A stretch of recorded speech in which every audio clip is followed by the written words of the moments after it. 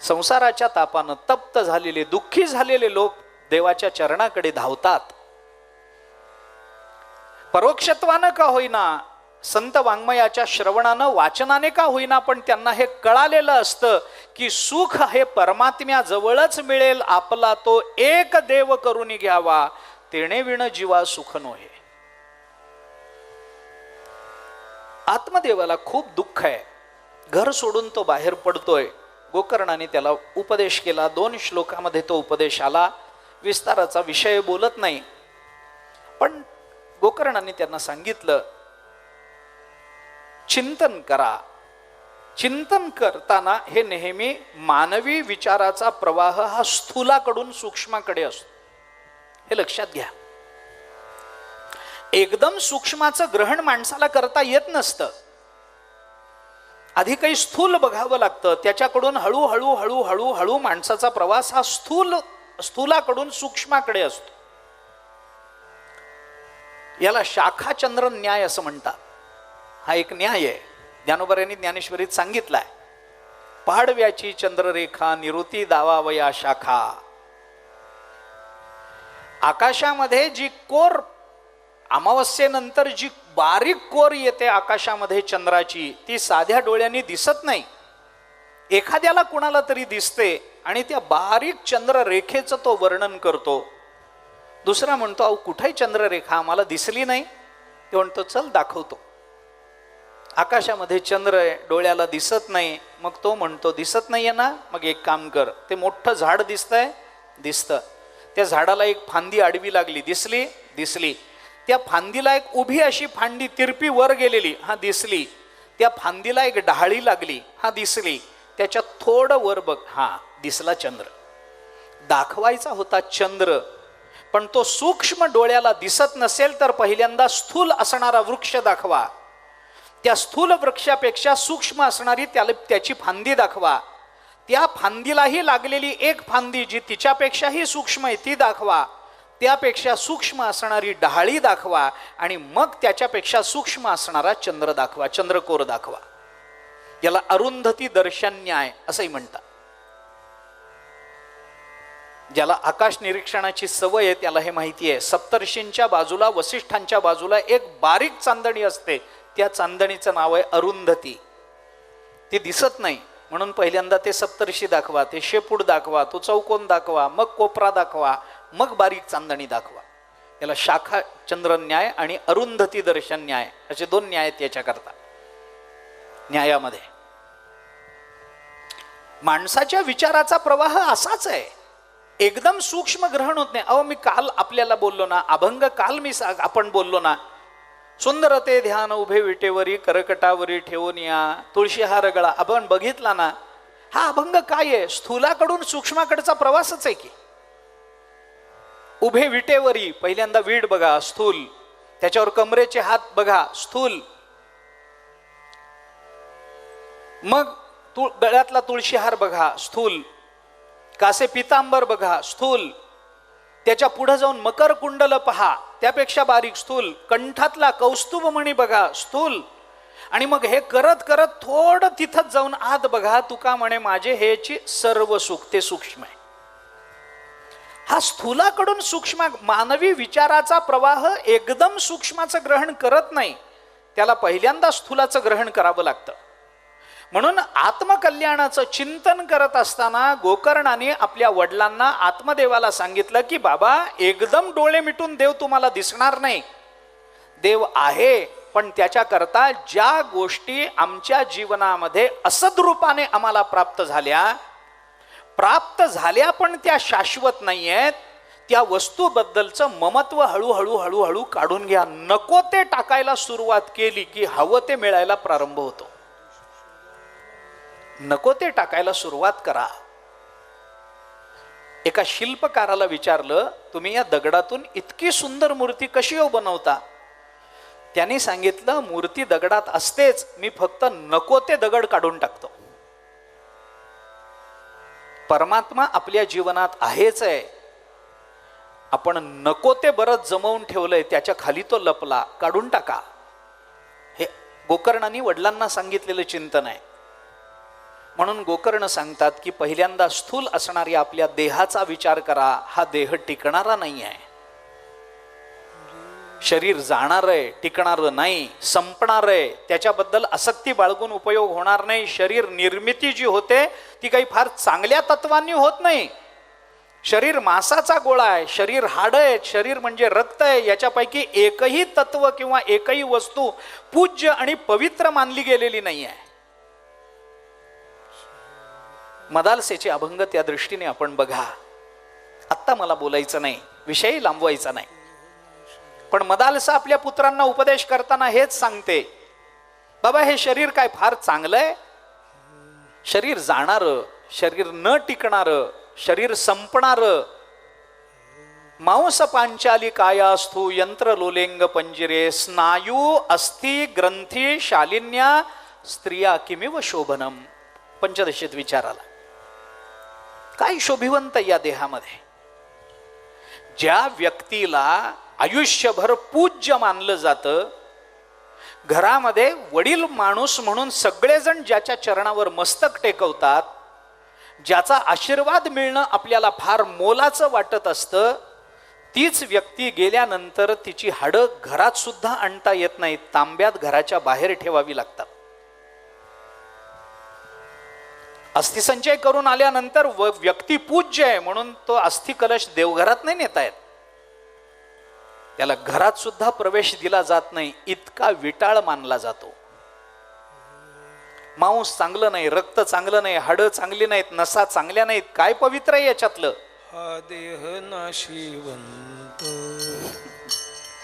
मळमूत्राचा बांधा, हा देह नाशिवंत, हा देह नाशिवंत मलमूत्राचा बांधा, हा देह नाशिवंत. वरी चर्म घातले अमंगळ याचा बांधा, वरी चर्म घातले वरी चर्म घातले अमंगळीचा बांधा, वरी चर्म घातले. स्मरे त्या हरिहरा शरण जाई गोविंदा, स्मरे त्या हरिहरा शरण जाई गोविंदा. पर्यदे मदालसा सोहम जो रे बाळा पर्यंते मदालसा.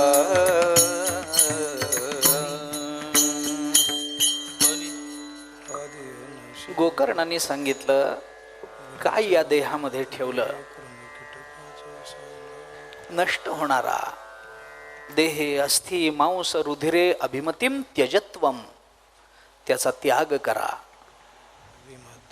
त्यानंतर देहाच्या बाहेर चला. मुलं पत्नी यांच्याबद्दलच्या ममत्वाचा त्याग करा. हे सगळं आपल्या जीवनाशी जोडलं गेलंय. त्याच्याबद्दल आपल्या अंतःकरणामध्ये एक ममत्व निर्माण झालंय आणि माणसानं अशा पदार्थाबद्दल निर्माण केलेलं, स्वविचारानं निर्माण केलेलं ममत्व हाच माणसाचा बंध आहे. पंचदशीकारांनी दोन जगताची कल्पना आपल्या समोर मांडली पंचदशीमध्ये. एक जीवकृत प्रपंच आणि दुसरा ईशकृत प्रपंच.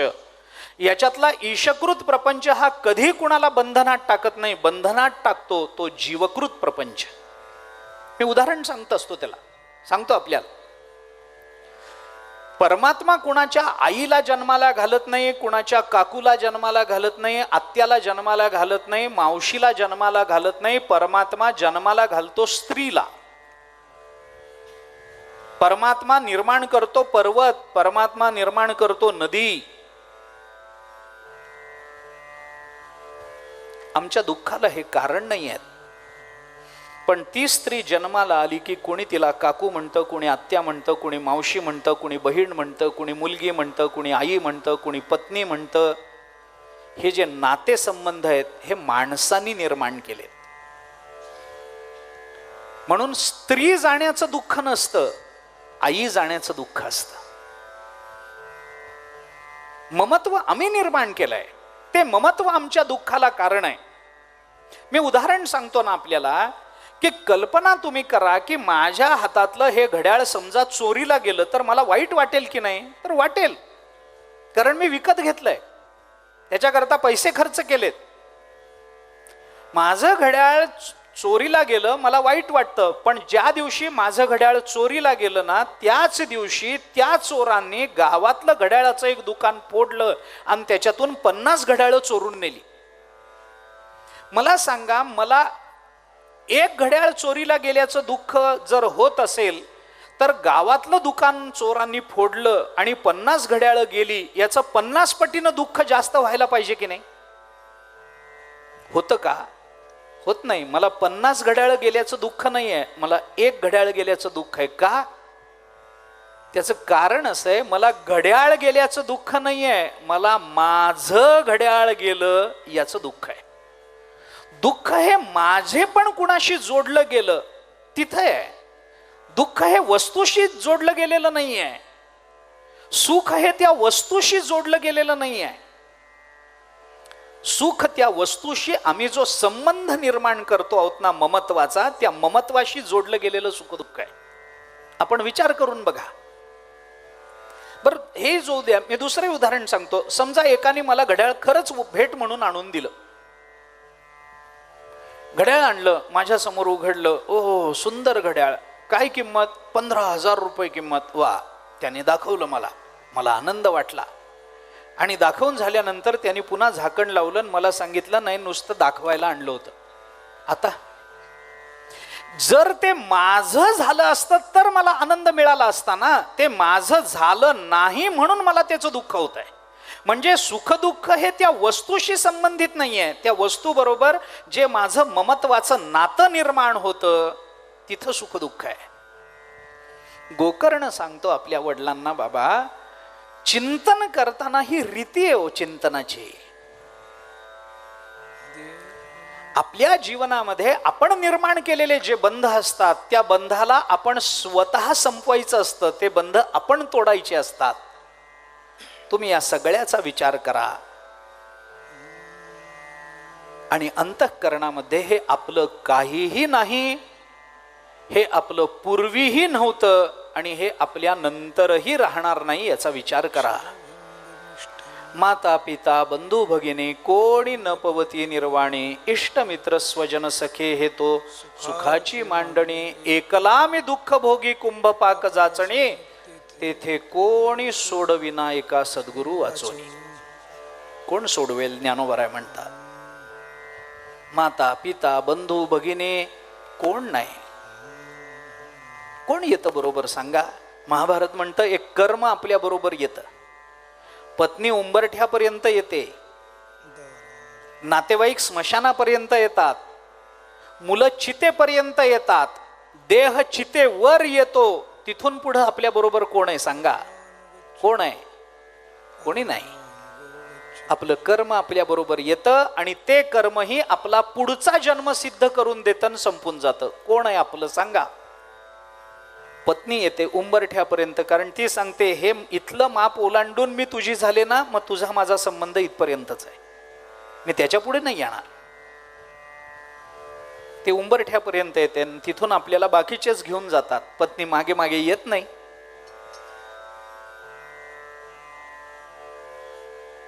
मला एकाने सांगितलं होतं, तो म्हणाला पत्नी उंबरठ्यापर्यंत काय येते मी तुम्हाला सांगू का? म्हणलं सांगा. तो म्हणाला याच्या मागे एक गोष्ट आहे. म्हणलं सांगा काय येते उंबरठ्यापर्यंत? तो म्हणाला काय झालं, एका गावामध्ये एक माणूस गेला, चांगला होता, दुःख झालं, घरचे रडायला लागले, पत्नी रडायला लागली, मुलं रडायला लागली, नातेवाईक जमले सगळे. पण काय किती जरी असलं तरी नंतरचं कार्य करावं लागणार आहे. नातेवाईक जमले, बाकीचे लोक सगळे जमले, त्यांनी त्याला सगळं आंघोळ वगैरे घातली, काही झालं. आता उचलायचं, बांधायचं, न्यायचं. ते उचलून बाहेर आणताना ते काय उचलणाऱ्याचा अंदाज चुकला का काय झालं माहीत नाही. बाहेर आणताना घराची जी लाकडी चौकट असते ना, ती त्याला उचलून आणताना खटकन कपाळाला लागली आणि उठून बसला. झाली अडचण, उठून बसला. आता उठून बसला म्हणलं गेला नसेल, कदाचित काही झालं असेल, ते त्यावेळेला नाडी लागली नसेल, हृदयाचे ठोके जाणवले नसतील, झालं गेला म्हणून जाहीर केलं होतं. पण ते लागलं खटकन, काहीतरी यंत्र सुरू झालं, हातोडा बसल्याबरोबर उठून बसला. उठून बसल्यावर आता काय लोकांना काय आनंदच होईल ना, का लोक म्हणतील काय आम्ही एवढी तयारी केली आणि तुम्ही उठून बसले, असं थोडंच म्हणतील.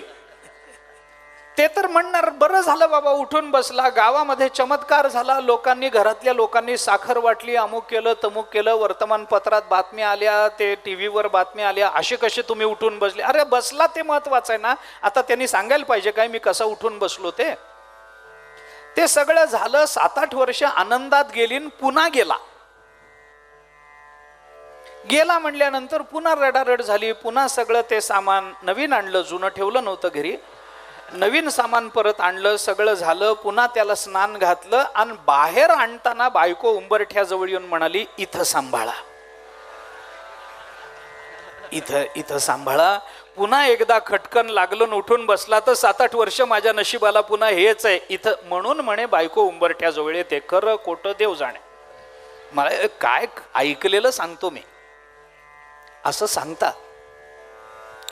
काय आपल्या बरोबर येणार कोण आहे. गोकर्णाने बापाला वैराग्याचा उपदेश केला. वैराग्य अंतःकरणामध्ये बाळगा.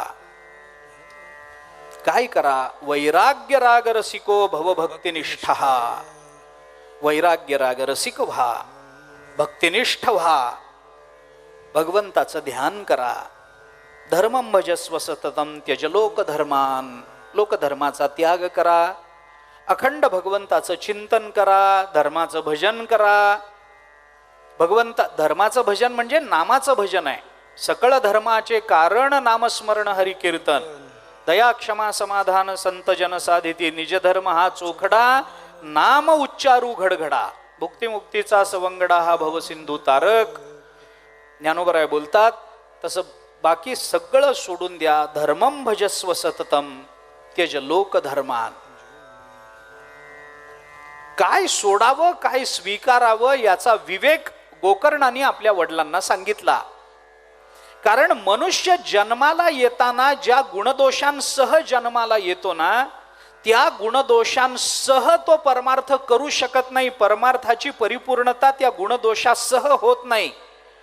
जे गुणदोष घेऊन मनुष्य जन्माला येतो त्याला जर व्यापक आणि परिपूर्ण परमार्थ करायचा असेल तर आपल्या बरोबर आलेल्या दोषांचा त्याग आणि आपल्याजवळ असलेल्या गुणांची वृद्धी, या दोन्ही गोष्टी त्याला कराव्या लागतात. यालाच परमार्थ करणं असं म्हणतात. आम्ही परमार्थ करतो म्हणजे काय करतो. आम्ही वारीला जातो, आम्ही ज्ञानेश्वरी वाचतो, आम्ही दासबोध वाचतो, आम्ही गडावर जातो, आम्ही तिथं साधना करतो, आम्ही देहूला जाऊन साधना करतो. म्हणजे काय करतो आम्ही.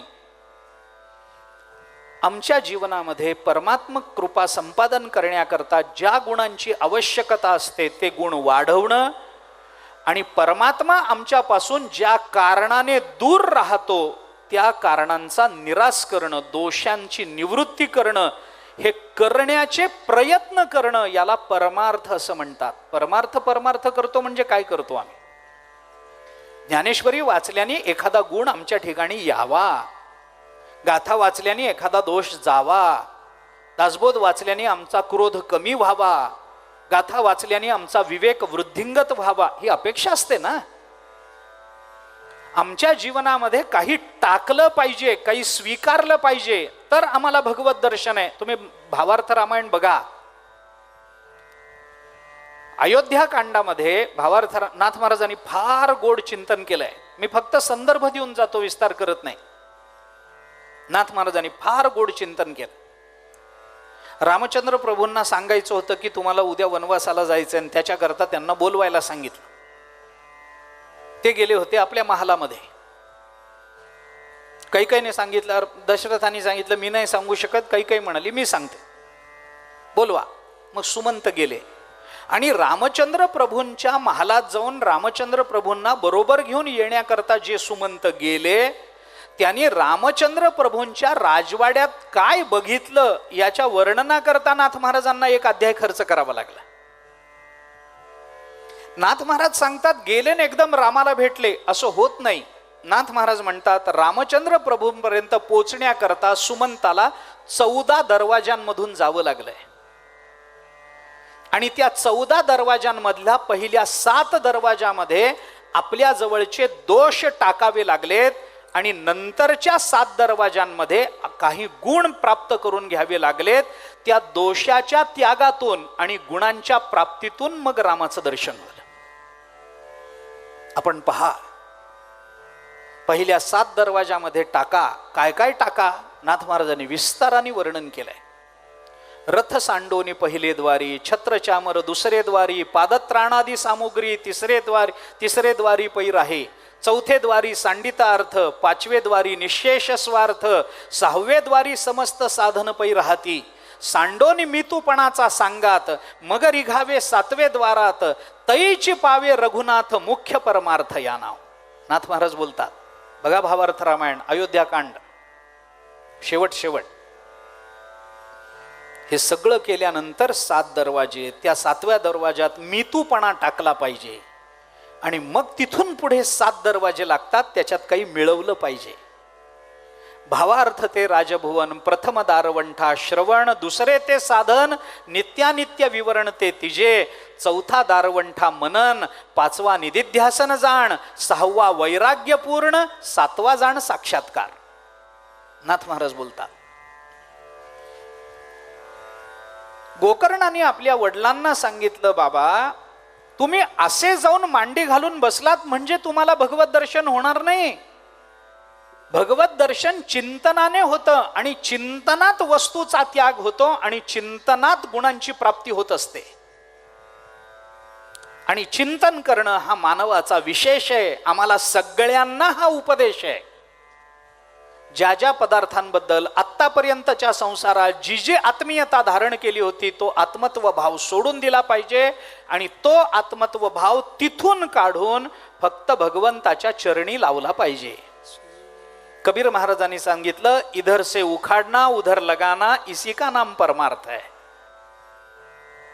इकडून तोडायचं आणि तिकडं लावायचं.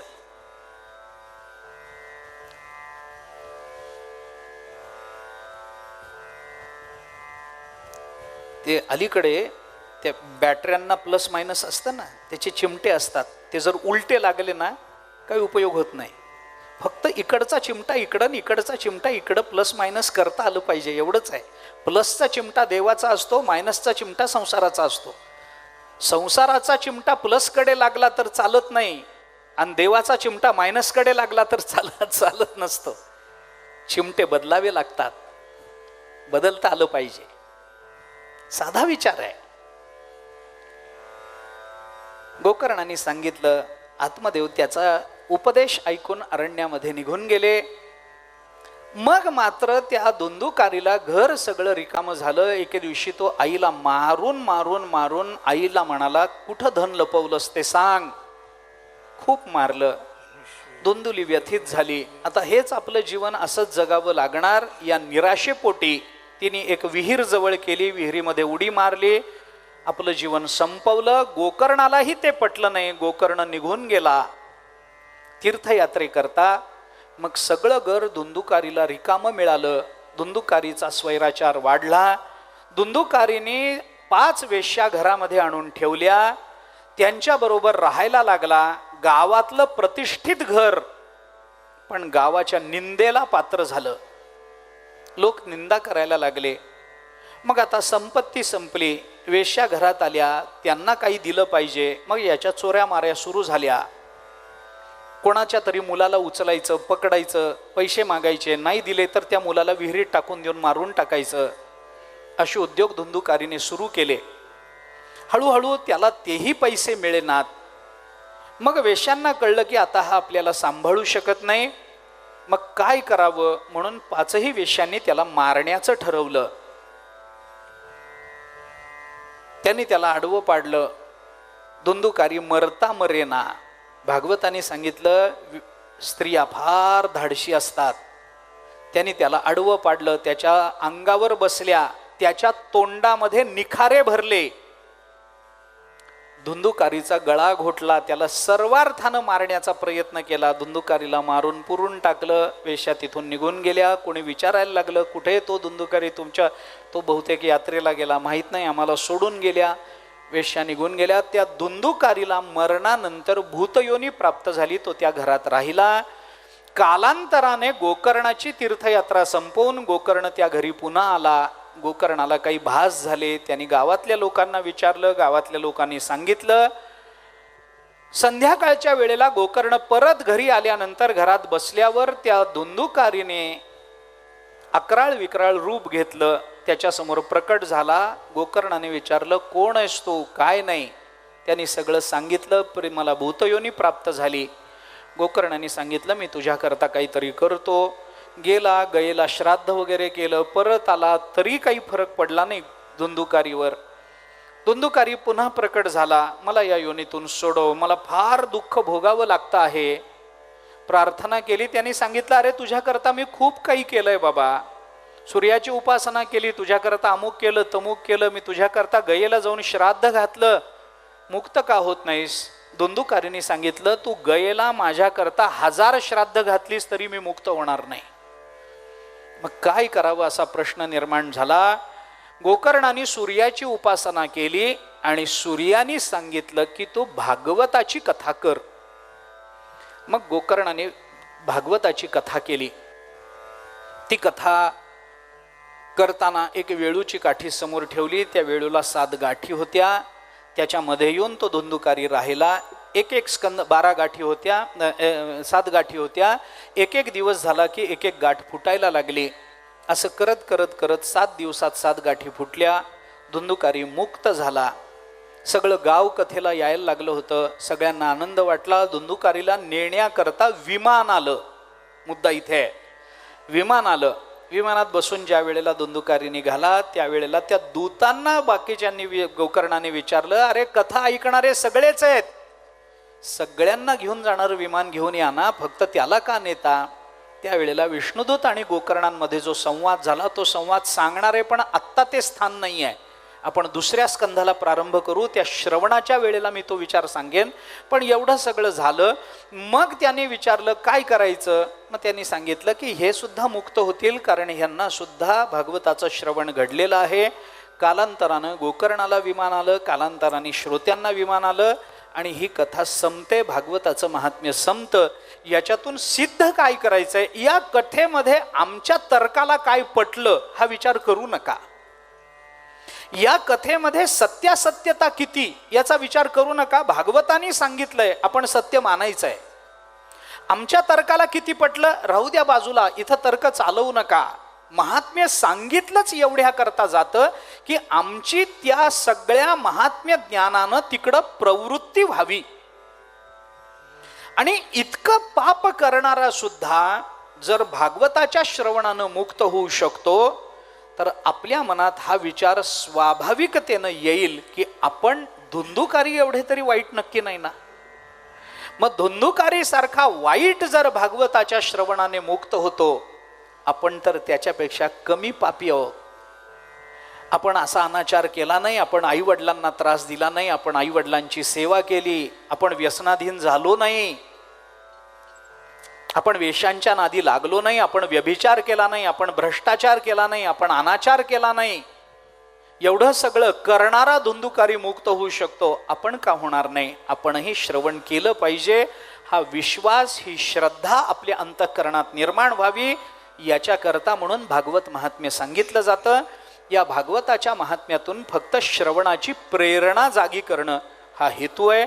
फलश्रुती डोळ्यासमोर ठेवल्यानंतर आपोआप आपल्या ठिकाणी त्या श्रवणाच्या प्रेरणा जाग्या होतात, श्रवणाची इच्छा जागी होते आणि एकतानतेनं चित्ताला एक आलंबनात्मक करून आपल्याला श्रवण करता येऊ शकतं.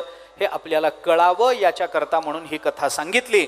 पण या कथेमध्ये बाकी विमान आलं वगैरे हे सगळे हे अर्थवाद आहेत असं समजू नका. भागवत श्रवण करणाऱ्यांना अंततोगत्वा परमात्मा किंवा परमात्म्याचे दूत विमानात घेऊन जातात असा त्या नंतरच्याही काळातला अनेक भागवत कथा श्रवण करणाऱ्यांचा आणि कथा करणाऱ्यांचाही अनुभव आहे, हे लक्षात घ्या.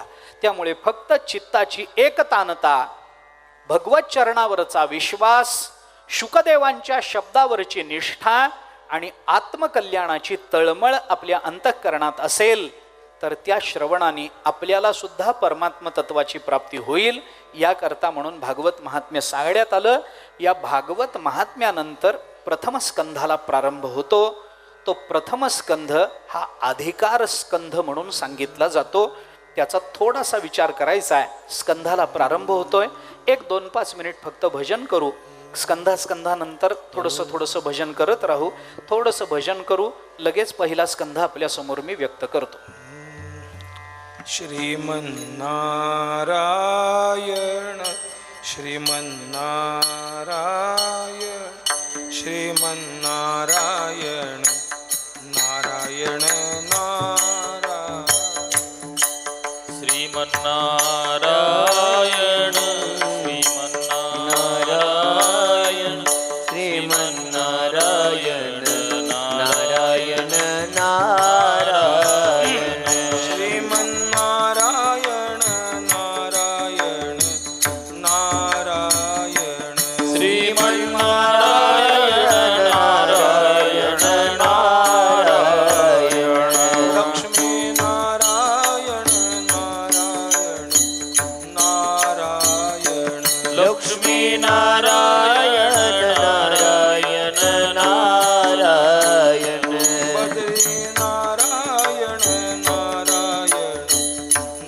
नारायण बद्री नारायण नारायण नारायण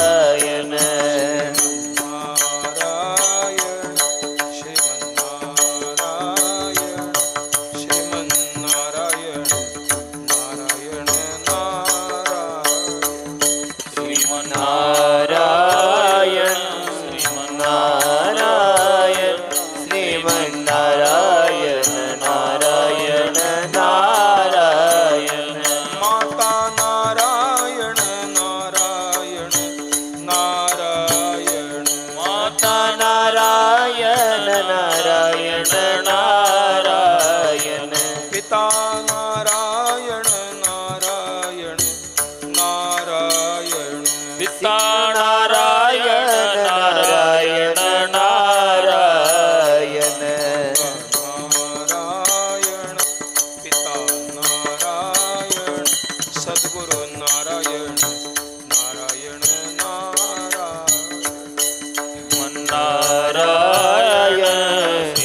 श्रीमन्नारायण सद्गुरु नारायण नारायण नारायण श्रीमन्नारायण नारायण नारायण श्रीमन्नारायण नारायण नारायण श्रीमन्नारायण नारायण नारायण श्रीमन्नारायण नारायण नारायण श्रीमन्नारायण श्रीमन्नारायण श्रीमन्नारायण नारायण नारायण श्रीमन्नारायण नारायण श्रीमन्नारायण नारायण नारायण श्रीमन्नारायण श्रीमन्नारायण श्रीमन्नारायण नारायण नारायण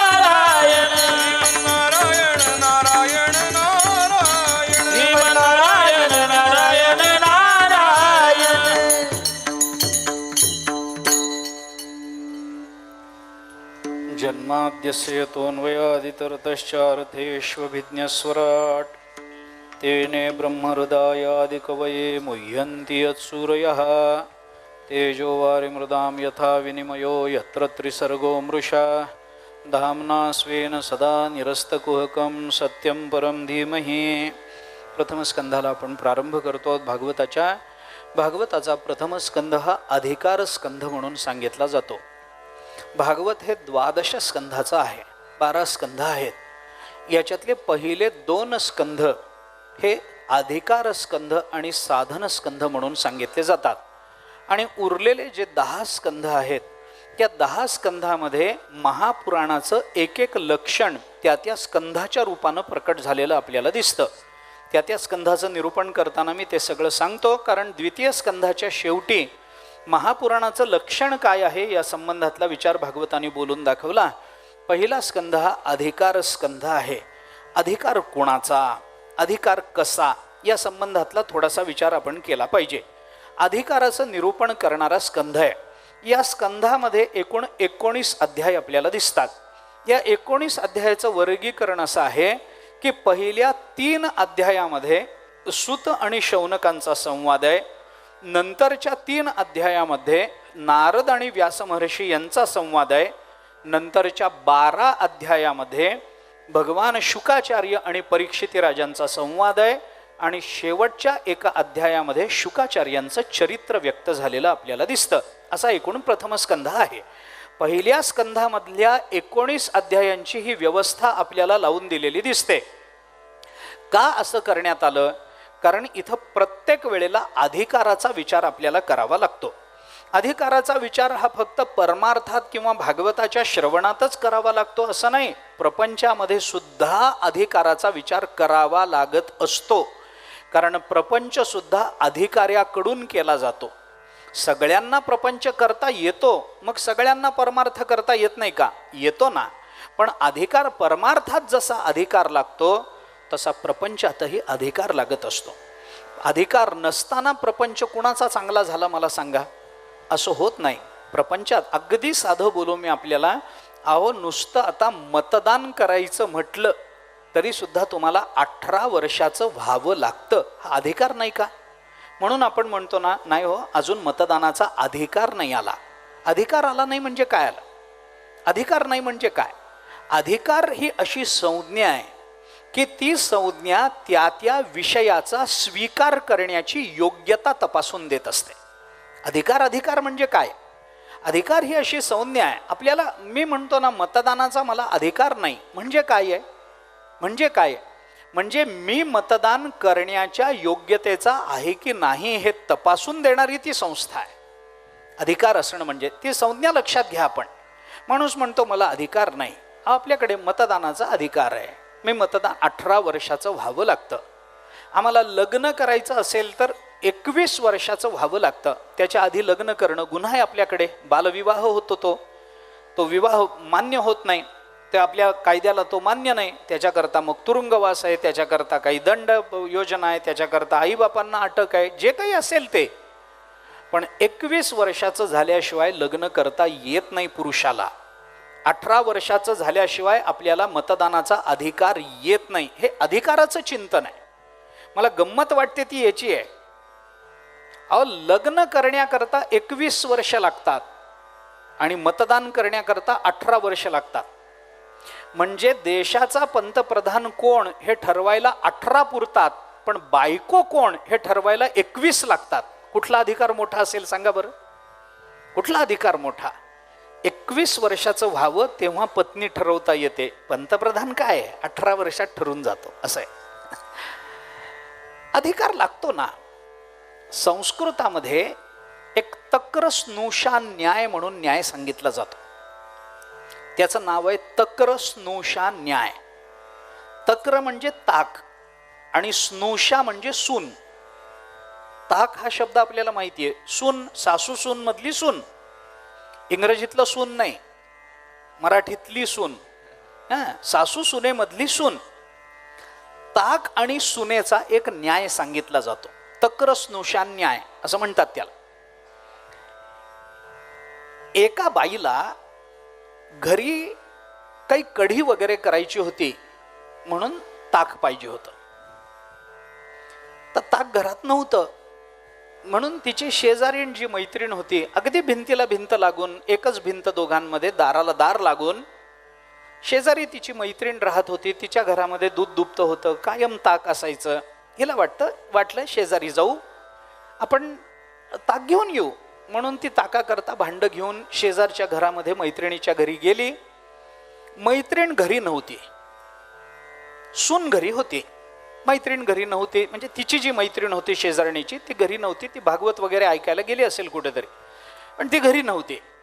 मैत्रीण तिची सून होती. मग सुनेने विचारलं, का हो काकू, का आला होता? तिने सांगितलं, अगं काही नाही, ताक पाहिजे होतं, जरा ताक केलंय का, ताक बघ बरं आहे का, मला जरा भांडं भरून ताक दे. ती म्हणाली, बघते हां, बसा. तिने बसवलं. मग ताक आहे का घरात बघितलं, इकडं आहे का, तिकडे आहे का, या कपाटात त्या कपाटात, इथं तिथं सगळीकडे बघितलं. तिला काही ते ताक सापडलं नाही. मग ती सून आली आणि तिने सांगितलं, काकू ताक नाही आहे हो घरामध्ये. नाही आहे का? मग तिला वाटलं, अरे नाही, असं होणार नाही, थोडं तरी ताक घरामध्ये असेलच असेल. म्हणून तिने सांगितलं, अगं जरा नीट बघ ना, मला ताक आज कढी करायचीच आहे, मला ताक लागणारच आहे, जरा नीट बघ. सुनेने पुन्हा पाहिलं, ताक सापडलं नाही. तिने सांगितलं, नाही हो काकू, ताकच नाही. मग तिने सांगितलं, अगं तुझ्या सासूच्या कपाटात बघ, तिथं मागच्या हाताने ठेवणं ही एक स्त्रियांमधली एक संकल्पना आहे, मोठी गमतीची आहे, मागच्या हाताने ठेवणं. तिला वाटलं पण मागच्या हाताने काही ठेवलं असेल, म्हणून बघ ना सासूचं कपाट उघडून बघ. सुनेने सांगितलं, काकू सगळं बघितलं, ताकच नाहीये घरामध्ये, संपलं असेल.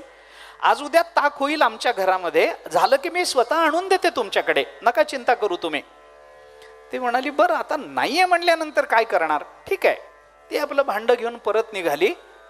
परत येताना घराच्या दरवाजातच ती स्त्री, जी तिची मैत्रीण होती, त्या घरातली सासू, ती तिला भेटली. अर्ध्या भागवतातून उठून गेली असेल, कदाचित झालं असेल असं काही, पण ती भेटली तिथे. ती परत आली होती, ती भेटली. भेटल्यानंतर तिने बघितलं आपली मैत्रीण आहे, हातात भांडं आहे, रिकाम आहे. तिने विचारलं, का ग, का आली होतीस? ती म्हणाली, काही नाही ग, ताक हवं होतं म्हणून आले. बरं, मग भांडं रिकामं दिसतंय का? ती म्हणाली, काही नाही, तुझ्या सुनेने सगळं बघून मला सांगितलं की घरात ताक नाही आहे. ती म्हणाली, माझी सून तुला असं म्हणाली? ताक नाही तुला म्हणाली? तू माझी इतकी जीवाभावाची मैत्रीण, तिला माहीत नाही का? तुला म्हणाली ताक नाही आहे म्हणून? चल बरं कसं नाही आहे मी बघते. हिला वाटलं ठीक आहे, हिने ठेवलं असेल कुठल्या तरी कपाटामध्ये, म्हणून ती म्हणाली ठीक आहे. ती सासू आपल्या मैत्रिणीला घेऊन घरामध्ये आली. मैत्रिणीला खुर्चीत बसवलं आणि बसवल्याबरोबर सांगितलं, तुला ताक दिलं असतं ग, पण घरात ताकच नाही आहे. ती मैत्रीण म्हणाली, अगं तुझ्या सुनेने मला हे सांगितलं होतं की घरामध्ये ताक नाही आहे, मी चालली होती चांगली, मला परत आणलं तू आणि इथं बसून पुन्हा न बघता मला सांगितलं ताक नाही आहे म्हणून. तुझ्या सुनेने मला सांगितलं होतं ना ताक नाही आहे म्हणून. ती म्हणाली, मी त्याच्याकरताच तुला आणलं. माझ्या सुनेला ताक नाही सांगण्याचा अधिकार दिला कुणी? मी सांगणार घरात ताक आहे का नाही. याला तक्रस्नुषान न्याय असं म्हणतात. हा न्याय आहे. म्हणजे व्यवहार का असे ना, पण व्यवहारामध्ये सुद्धा एका अधिकारानं चालावं लागतं. परमार्थात तर अधिकाराचं चिंतन आहेच आहे, पण व्यवहारातही अधिकार लागतो. पुष्कळ गोष्टी, पुष्कळ कथा आहेत. थोडंसं पुढे जायचं आहे म्हणून थोडं पुढे जातो. परमार्थातही एक अधिकार लागतो. कोणी उठावान परमार्थ करावा, परमार्थ करण्याचा अधिकार सगळ्यांना आहे, पण याचा अर्थ सगळे परमार्थ करतात असं नाही आहे. आपण चिंतन करा. मला सांगा, 10वीच्या परीक्षेला बसलेल्या सगळ्या विद्यार्थ्यांना महाराष्ट्रात पहिलं येण्याचा अधिकार आहे की नाही? आहे. किती येतात बरं तेही जाऊ द्या. ताजं उदाहरण सांगतो. या देशाचं नागरिकत्व ज्यांच्याकडे आहे आणि ज्यांचं वय 18 वर्षाच्या पुढे आहे, त्या प्रत्येकाला निवडणुकीला उभं राहून निवडून येण्याचा अधिकार आहे की नाही सांगा? किती जण निवडून येतात? एखादा. तसं परमार्थ करण्याचा अधिकार सगळ्यांना आहे. परमार्थ किती जण करतात? तुकोबाराय म्हणतात, चालो जाणे वाट ऐसा विरळा एखादा. सगळे नाही. आवश्यक तो शेवट येर वाऊगी खटपट, चालो जाणे वाट ऐसा विरळा एखादा. एखादा कुणीतरी परमार्थामध्ये ज्ञानोबरायांच्या चरणाजवळ पोचू शकेल, एखादा कुणीतरी चोखोबरायांच्या चरणापर्यंत पोचण्याचा अधिकार बाळगून आहे. अधिकार सगळ्यांना आहे, पण सगळे तिथपर्यंत पोचत नाहीत. परमार्थातही एक अधिकार लागत असतो. कुणी उठावं आणि ज्ञानोबरायांच्या विधानाची चर्चा करावी, होत नाही. असं अधिकार पाहिजे, अधिकार पाहिजे, थोडा अधिकार असेल. अरे काहीतरी तरी साधना पाहिजे, काहीतरी तरी प्रयत्न पाहिजेत, काहीतरी बुद्धीचं, भक्तीचं, भावाचं समर्पण संतांच्या चरणावर झालं पाहिजे, तर तो अधिकार मिळतो. मला आठवतं, आमच्या आजोबांकडे एक प्राध्यापक आले होते एक मुलाखत घ्यायला, चातुर्मासाच्या कालावधीमध्ये. उगी आठवलं म्हणून सांगतो. आजोबांकडे आले, मोठे प्रसिद्ध प्राध्यापक त्या काळातले, आणि खरंच विद्वान होते, नव्हते असं नाही. आल्यानंतर आजोबांनी त्याचं स्वागत वगैरे केलं. त्यांचं काय बोलणं, जे काय व्हायचं होतं ते कामाचं बोलणं झालं. दुपारची वेळ, आजोबांनी त्यांना सांगितलं प्रसाद घेऊन आपण इथून निघा परत जाताना. त्याने सांगितलं ठीक आहे. मग आता प्रसाद पानं मांडेपर्यंत, स्वयंपाक होईपर्यंत काम झालं. मग ते आमचं मठ असे बघायला लागले. ते हरिपाठ लावले होते, काही संतांचे फोटो लावलेले होते, काही आजोबांना मिळालेली मानपत्र लावलेली होती. ती वाचत वाचत वाचत अशी फिरायला लागले. फिरता फिरता आमच्या मठामध्ये चातुर्मासात पहारा असायचा. तो पहारेकरी खांबाला टेकून रामकृष्ण हरी रामकृष्ण हरी त्याचं चालू होतं. ते तिथपर्यंत गेले. मग त्याच्याबरोबर थोडासा काय वेळ होता, त्यांना थोडा संवाद केला. कुठले तुम्ही, किती वर्षापासून इथं राहता, हे पहारा करता म्हणजे काय करता नेमकं, मग हे कशा करता करायचा असतो, मग हे तुम्हीच करता 2 तास का बाकी 24 तास तुम्हीच करता का अजून कोणी असतं. मग त्यांनी काय सांगायचं ते सांगितलं. मी या गावचा आहे, महाराजांच्या संपर्कात आहे, अमुक आहे, इतकी वर्ष झाली या मठात राहतो. मग आम्ही असे 7-8 जण आहोत, 2-2, 4-4 तासाचे पहारे आम्ही वाटून घेतलेले आहेत. अहोरात्र पहारा असतो 24 तासाचा वगैरे वगैरे. काही नाही, इथं फक्त रामकृष्ण हरी म्हणायचं असतं, भजन करायचं असतं, हरिपाठ म्हणायचा असतो. त्यांनी काय सांगायचं ते सांगितलं. ते त्याचं सगळं ते जीवन ऐकून, त्याची ती भगवत भक्ती, 2 तास उभं राहून नामस्मरण अखंड करायचं वगैरे वगैरे, हे ऐकून त्यांना इतकं अप्रूप वाटलं. मोठे प्रतिष्ठित प्राध्यापक होते. त्यांनी त्याला असं विचारलं, अरे म्हणे तुझा पहारा मला आवडला, तुझ्या गळ्यातला विणा 1-2 तास मला देशील का, मी पहारा करतो. प्राध्यापक माणूस त्याने विचारलं, 2 तास मी पहारा करू का रे तुझ्याऐवजी. आता तो बिचारा अशा भावनेत अडकला की त्याला धड होही म्हणता येईना आणि त्याला नाही म्हणता येणार. आता कोणी नामस्मरण मी करू का असं विचारल्यावर नाही कसं म्हणायचं. बरं करा म्हणून विणा दिला तर महाराज काय म्हणतील. एवढा मोठा प्राध्यापक माणूस, इतका हुशार, इतका विद्वान, आणि त्याला तू पहारा दिलास, त्याला उभं केलं, त्यांना महाराज रागवतील. मग त्या पहारेकऱ्यांनी काय केलं, पा तुम्ही पहारा करण्याबद्दल माझं काही म्हणणं नाही, तुम्ही महाराजांना विचारा. महाराज जर म्हणले यांना विणा दे तर मी लगेच देतो, माझं काही म्हणणं नाही. मी बसतो थोड्या वेळ, तुम्ही पहारा करा, माझं काही म्हणणं नाही. त्यांना म्हटलं ठीक आहे, मी विचारतो, तू नको चिंता करू, मी विचारतो. तो महाराजांना घाबरला आणि हे म्हणाले, अरे मी आत्ताच बोलून आलोय त्यांच्याशी, मी विचारतो त्यांना पहारा घेऊ का म्हणून. ते गेले. महाराजांचं काही लिखाण चालू होतं आजोबांचं. त्याने विचारलं, म्हणे महाराज, त्याने विचारलं का हो. त्यांनी सांगितलं, हा पहारेकरी तुमचा आहे. हो म्हणे आहे. बरेच वर्ष. हो आहे. काय करतो. पहारा करतो, भजन करतो, आमच्या जे काही आमच्या प्रवचन कीर्तन असतात त्याच्यामध्ये सहकारी असतो. असं तो आता पहारा करतोय म्हणे. हो. मग मी 1-2 तास त्याचा पहारा मी घेऊ का असं विचारल्यावर महाराजांनी आपलं पेन खाली ठेवलं, त्यांच्याकडे बघितलं आणि त्यांना असं विचारलं की घ्यायला काही हरकत नाही, तुम्ही नामस्मरण कुणी करावं काही असं सगळ्यांना अधिकार आहे, ठीक आहे, करायला काही हरकत नाही. पण मला एक सांगा की तुम्ही पहारा घेऊ का म्हणून मला विचारता. मी तुम्हाला असं विचारतो की तुम्ही आता असे उभे आहात, शर्ट आहे, पॅन्ट आहे तुमच्या अंगामध्ये, कपडे घातलेले आहेत, तुम्ही भक्ती आहे मनामध्ये, मन नाकारत नाही. पण असेच्या असे तुम्ही जर जाऊन सीमेवरच्या सैनिकाला म्हणालात की तुझी बंदूक थोड्या वेळ माझ्या हातात दे आणि तू बाजूला जाऊन ये, मी तोपर्यंत सीमेचं रक्षण करतो, तर तो तुम्हाला बंदूक देईल काय. ते म्हणाले असं कसं देईल, तिथं एवढं लागतं. मग ते म्हणाले गळ्यात माळ नाही, डोक्यावर टोपी नाही, अंगात धोतर नाही, पहारा कसा करता. पहारा करायचा असला तरी आमच्याकडे अधिकार लागतो. पहारा करायचा असला तरी अधिकार पाहिजे. नामस्मरण करायचंय अधिकार पाहिजे. नामाचा अधिकार रामकृष्ण हरी म्हणणं अवघड नाहीये हो, पण तोंडाला येत नाही ना. मी सांगू आपल्याला, राम म्हणणं अवघड नाहीये, कृष्ण म्हणणं अवघड नाहीये, हरी म्हणणं अवघड नाहीये.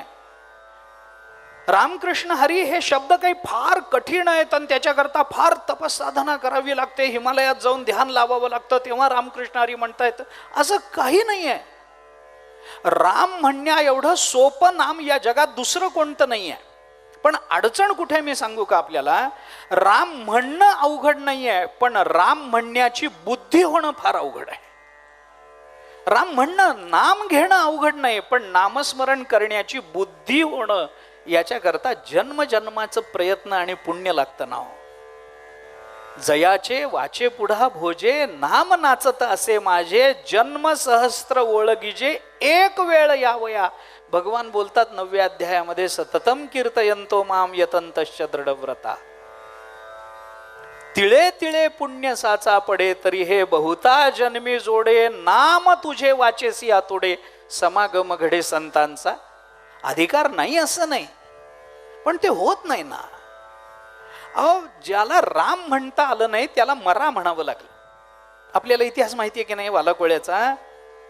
राम म्हणता आलं नाही, मरा असं म्हणावं लागलं.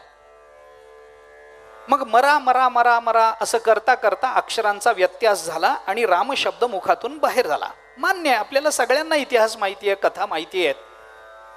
मला हे सांगा की आपण आता शिकले सवरलेले लोक आहोत, जगाकडे चांगल्या दृष्टीनं तर्क तत्व बुद्धीनं बघणारे लोक आहोत. मला सांगा की ज्याला मरा म्हणता येतं पण राम म्हणता येत नाही, हे तुमच्या बुद्धीला पटतं का? मला सांगा. मरा म्हणता आलं आणि राम म्हणता आलं नाही, पटलं तुमच्या बुद्धीला?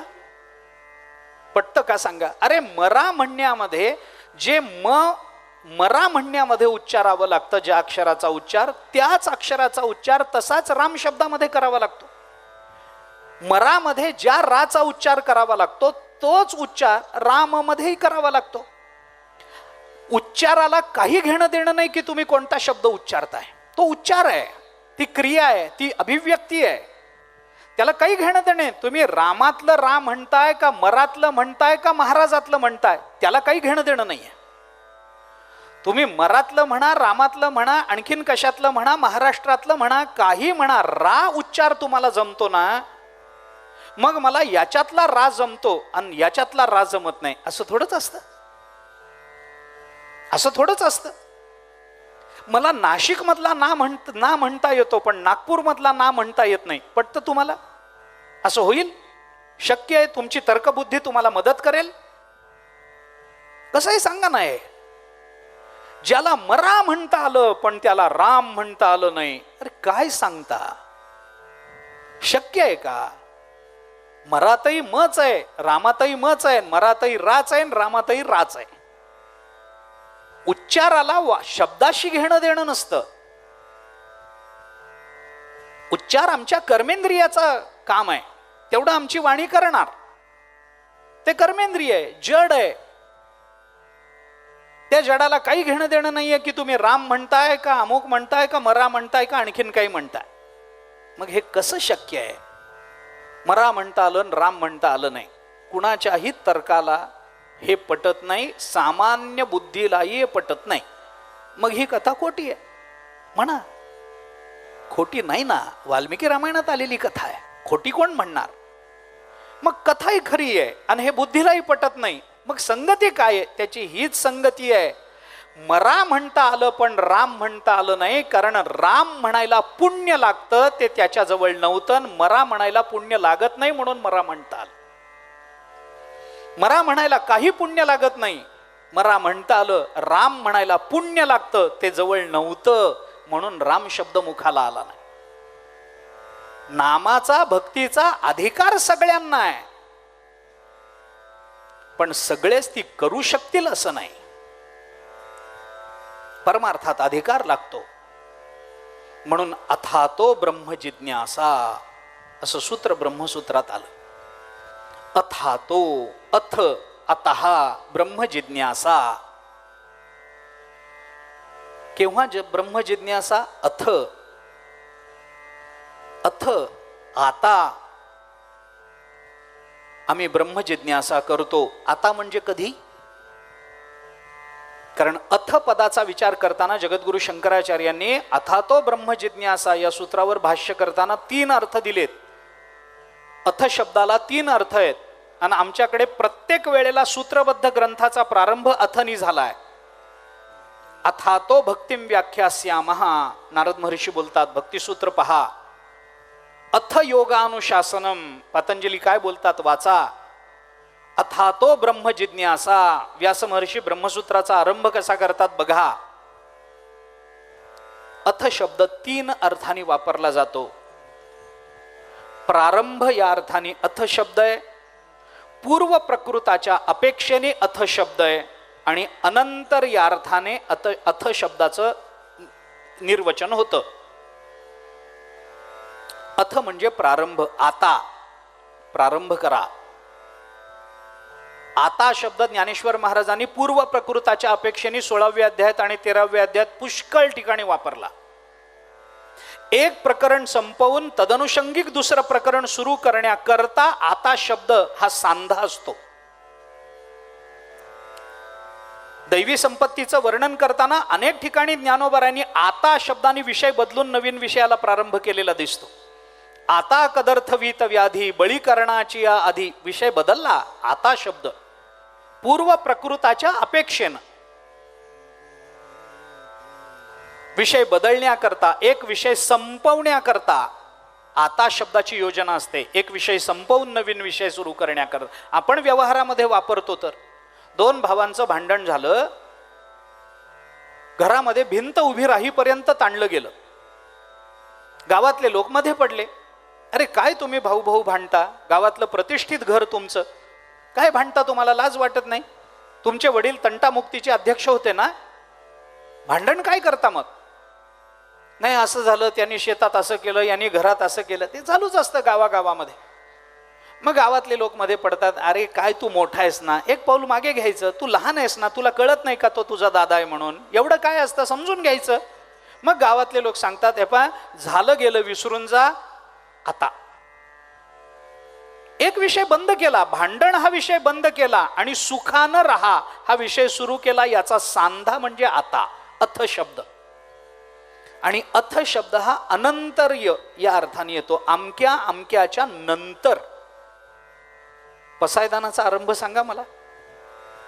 आता विश्वात्मके देवे, आता कधी?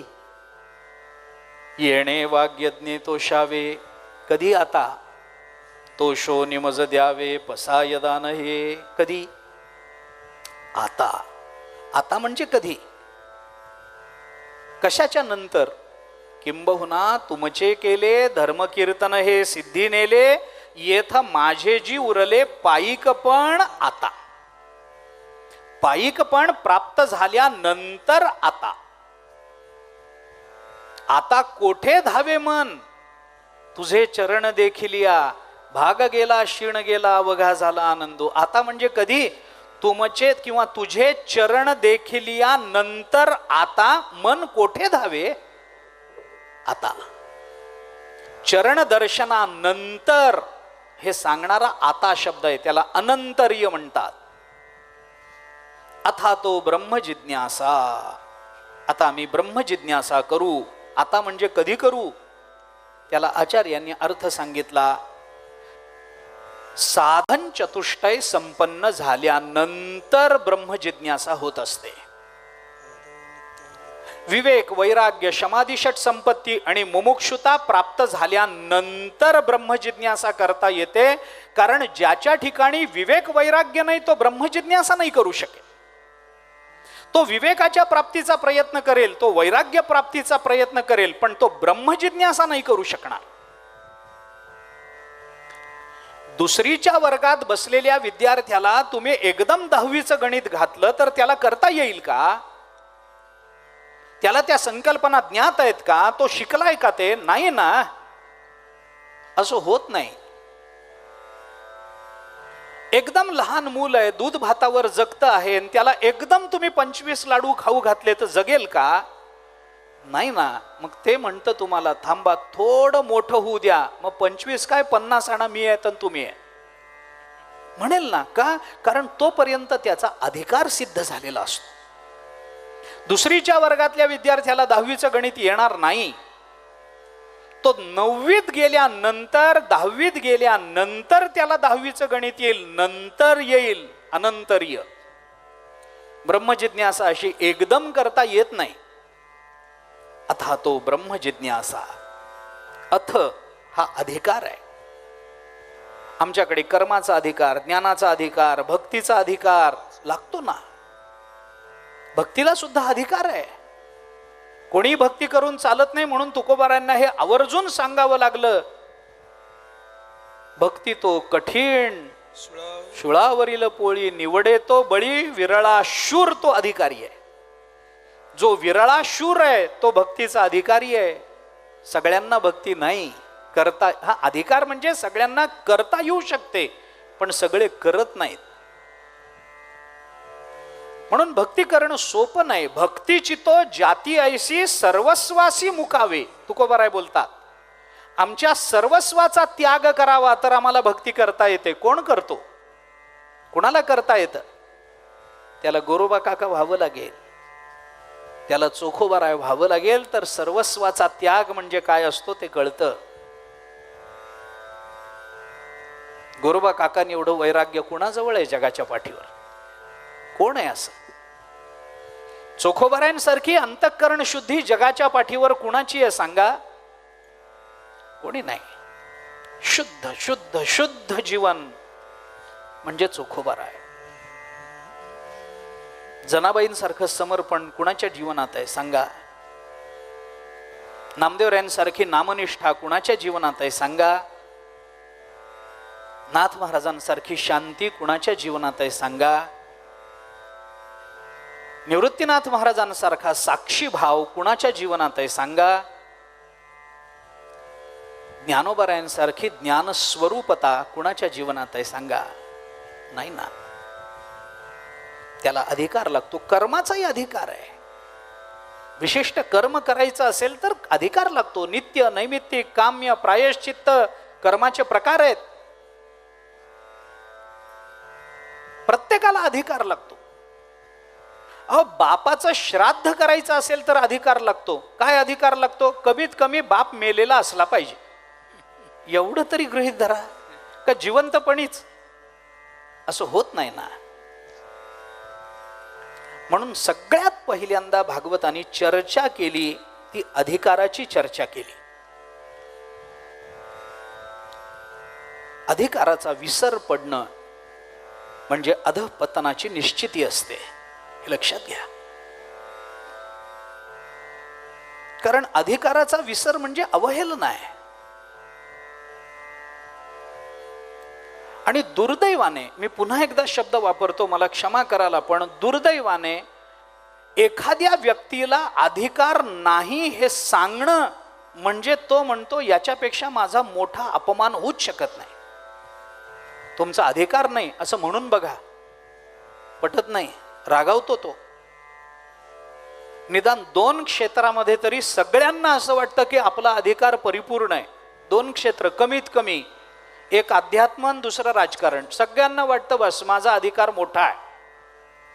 अंगात फाटकी बनियन, अर्धी चड्डी, फाटक्या स्लीपर घालून चौकात उभं राहून तंबाखू मळत हे सांगतो मोदीचं चुकलंच.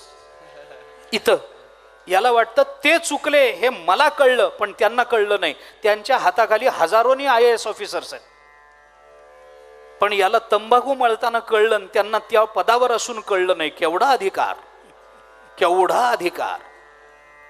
याला वाटतं हे सगळं मला कळतं. राजकारण म्हणजे अरे माझ्या एवढं कुणाला कळतं, कोळून प्यायलो मी. तसंच अध्यात्मन परमार्थाचं आहे. लोक आम्हालाच, महाराज ज्याचा त्याचा परमार्थ असतो हे आम्हालाच सांगा.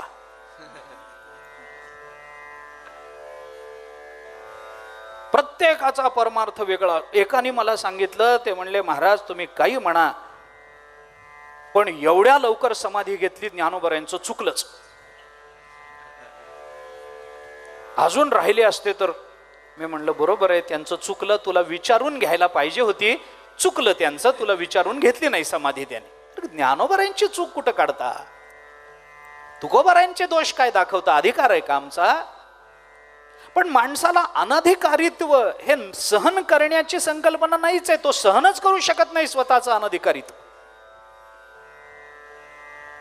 एखाद्याला दारात उभं राहून तुम्ही म्हणा तुम्ही नाही जाऊ शकत आत, तुमचा अधिकार नाहीये, तो म्हणतो अधिकार नाही म्हणजे कोण आहे मी, तुला माहिती आहे, लगेच सगळं सुरू होतं.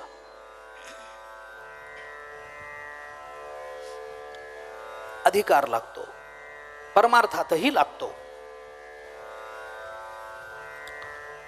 शौनक आदी ऋषींनी 1000 वर्ष चालणारा सत्र सुरू केलं, यज्ञामध्ये कर्मामध्ये प्रविष्ट झाले. पहिल्या 3 अध्यायामध्ये त्याचा विचार आलाय. त्यानंतरच्या 3 अध्यायामध्ये व्यास आणि नारदांचा संवाद आला. त्याच्या नंतरच्या 12 अध्यायांमध्ये परीक्षिती आणि भगवान शुकाचार्यांचा संवाद आहे. आणि शेवटच्या 19व्या अध्यायामध्ये शुकाचार्यांचं चरित्र आलंय. असं एकूण प्रथम स्कंधाचं एकूण आकार असा आहे, एकूण आकृतिबंध असा आहे. अध्यायाची वर्गवारी अशी आहे. ह्याच्यातले जे पहिले जे 2 अध्याय आहेत ना, पहिले जे 2 प्रकार आहेत ना, 3-3 अध्यायाचे अधिकाराचंच निरूपण करणार आहेत. मी बोलीन त्याविषयी. सुरुवात करताना भागवत नमन करतं, मंगलाचरण करतं. जन्माद्यस्य यतोन्वयादिचरत तरतश्चार्थेष्वभिज्ञस्वराट. जन्माद्यस्य यतः असं पहिलं वाक्य भागवताचं आहे. ब्रह्मसूत्राचं दुसरं सूत्र आहे जन्माद्यस्य यतः. पहिलं सूत्र आहे अथातो ब्रह्म जिज्ञासा आणि दुसरं सूत्र आहे जन्माद्यस्य यतः. भागवताचा पहिलाच श्लोक सुरू होतो तो जन्माद्यस्य यतः या विचाराने सुरू होतो. त्याचा अर्थ काय आहे त्याचं चिंतन करता येईल. असं काय ते त्याचाही विचार मी आपल्याला सांगतो. पण जन्माद्यस्य यतः हे वस्तुनिर्देश रूप मंगल आहे. आपण काल मंगलाचरणाचा विचार करून आलोय, मी आता ते पुन्हा बोलत नाही. जन्माद्यस्य यतः म्हणजे ज्याच्यापासून हे सगळं निर्माण झालं. हे सगळं निर्माण झालं म्हणजे काय निर्माण झालं तर हे जग निर्माण झालं. जयापासोनी सकळ महिमंडळ हे झाले, तो एक पंढरीचा राणा नये अनुमाना श्रुतीसी. हे तुकोबराय बोलतात. ओम नमोजी आद्या. आद्या शब्द त्याच अर्थाने आहे. वेद प्रतिपाद्या जय जय स्वसंवेद्या आत्मरूपा. ओम नमोजी आद्या जन्माद्यस्य यतः.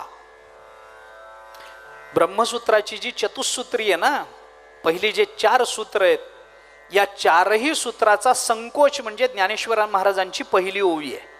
मला लावून द्यायला आत्ता वेळ नाहीये, कारण ज्ञानेश्वरी हा आत्ता माझ्या चिंतनाचा विषय नाही आहे. मी भागवतावर बोलतोय. ज्याच्यापासून हे सगळं निर्माण झालं. यतो वा इमानी भूतानि जायन्ते येन जातानि जीवन्ति यत् प्रयन्ति अभिसंविशन्ति तद विजिज्ञासस्व तद ब्रह्म. उपनिषदाने आपल्याला हा विचार बोलून दाखवला. त्याला जन्माद्यस्य यतः असं म्हणतात. आता हे जन्माद्यस्य यतः काय आहे? ज्याच्यापासून हे निर्माण झालं ते. बहुव्रीही समास आहे हा. आता हे समासही आता लक्षात राहिलेत का नाही शाळेतले मला माहिती नाही. बहुव्रीही समास आहे. ज्याच्यापासून हे निर्माण झालं तो.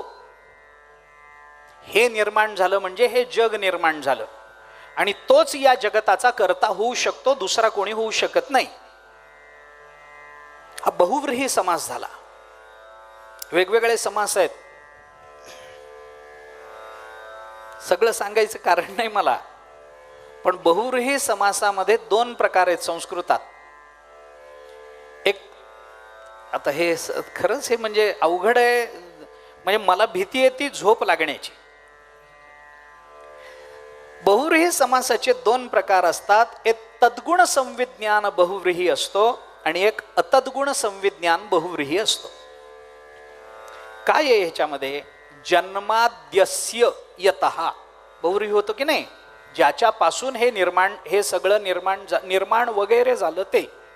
जन्मादी आलं ना, जन्मादी, जन्म वगैरे, जगताचा जन्म वगैरे, वगैरे म्हणजे जगताचा जन्म, जगताची स्थिती आणि जगताचा लय, हे सगळंच घ्यावं लागतं जन्मादीमध्ये. आदीमध्ये आपण आदी शब्द वापरतो, वगैरे शब्द वापरतो, ते वगैरे मध्ये बाकी सगळं येतच की नाही. तुम्ही यान घरच्यांनाही वगैरे घेऊन या जेवायला असं म्हणलं की सगळ्यांना घेऊन जा असं त्याचा अर्थ आहे ना. मुलं बाळ पाहुणे रावळे इष्ट मित्र अमुक तमुक घेऊन या असा त्याचा अर्थ होतो ना.